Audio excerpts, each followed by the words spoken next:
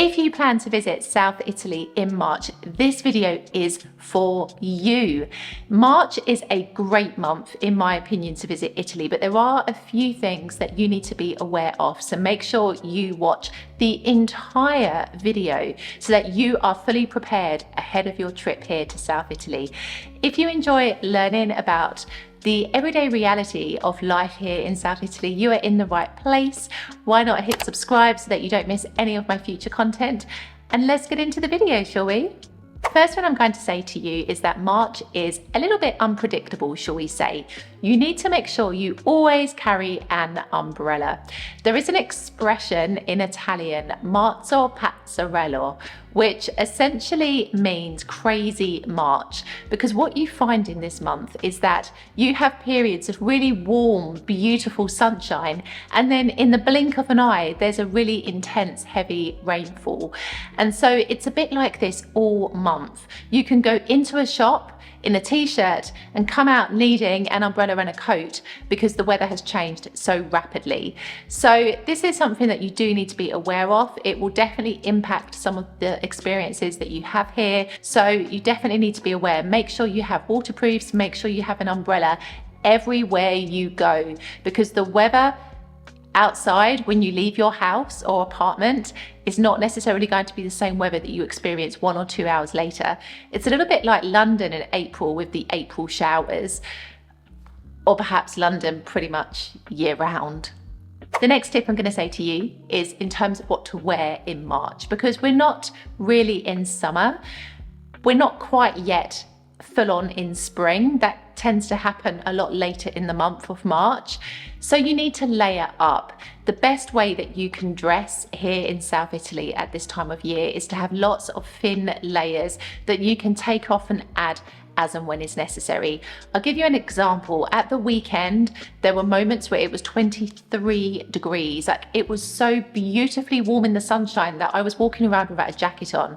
But then the moment the sun went behind a cloud and the shade kicked in, it was chilly. And this is essentially what you're dealing with at the moment. It is a lot cooler in the evenings, for example, so you're definitely going to want to have some kind of light jacket to wear in the evening. So it's not really the season for sandals and flip-flops. That comes a lot later in the year. You need to do what the Italians say, vestirsi a cipolla, which essentially means dress like an onion, lots of little layers. This is how you need to dress in March here in South Italy. Now, the next thing that I would recommend that you do if you are here in March is to try to catch a Carnevale procession. Now, this isn't always guaranteed in March every single year. It all depends on when Easter falls. So this year, for example, Carnevale finished in February because Easter is so early, whereas in previous years, Carnevale has finished at the beginning of March. So it really does depend on when Easter falls.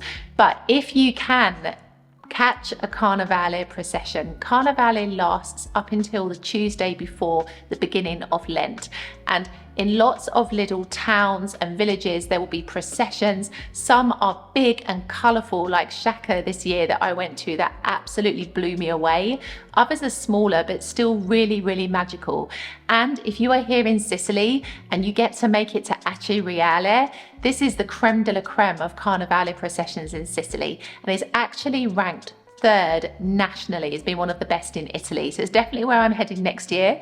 But essentially, if you can catch one of these celebrations, it's an amazing array of beautiful floats, costumes, colours, confetti. It's just a great celebration and party. And most of them are free entry. You tend to pay for the ones that are really well organised. For example, Sciacca, you had to pay €8. I know in Aci Reale you have to pay as well, but essentially it's worth it, because I promise you the parades will absolutely blow your socks off. If the weather is on your side during your visit here in South Italy, then make sure you head to the beach. Here in Palermo, Mondello is at its absolute best at this time of year because it isn't heaving with tourists. You don't have the Lidos taking up half of the beach. It's just beautiful. It's Mondello in its natural state. And I promise you, it's so much better than summer. So if you can make it to a beach, depending on where in South Italy you are, I highly, highly recommend it, because you will really experience the beauty and tranquility of being by the beach here in South Italy.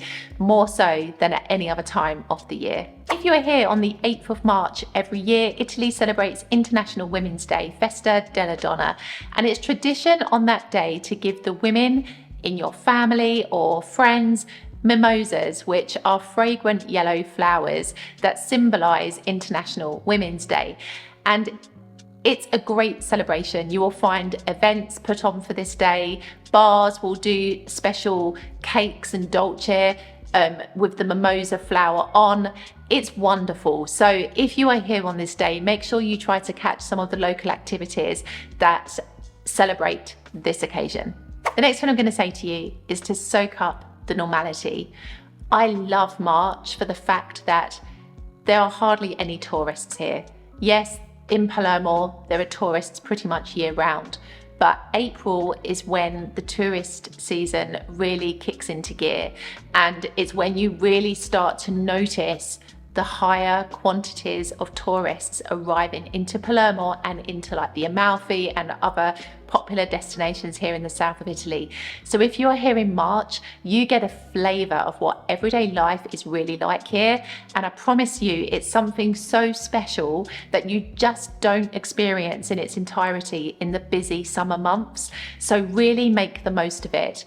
Go out in the evenings, have a drink at the bar, go to some local restaurants, have a wander around, soak up the spirit and the atmosphere of South Italy in its normal state, because you know I'm all about the reality of everyday life here in South Italy, and I promise you there's something so special about this part of Italy that is lost when you can't see the wood for the trees because of all the tourists everywhere.